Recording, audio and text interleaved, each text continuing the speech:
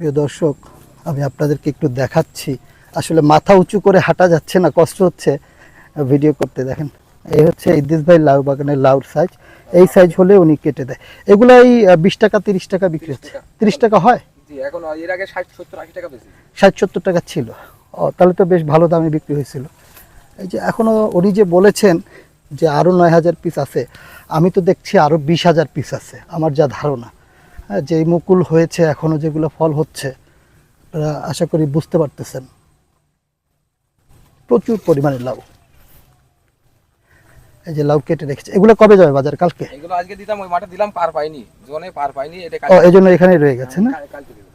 আচ্ছা আচ্ছা, এরকম কেটে কেটে কেটে কেটে জায়গায় জায়গায় ভুর করে রেখেছেন উনি। আমরা মাথা নিচু করে যাচ্ছি, মাথা উঁচু করার কোনো অবস্থা নাই আর কি।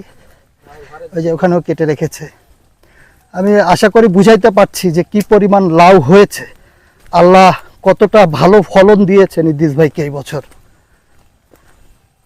এই যে লাউ। ভিডিওটি দেখার জন্য সবাইকে অসংখ্য অসংখ্য ধন্যবাদ, সাথে থাকার জন্য ধন্যবাদ।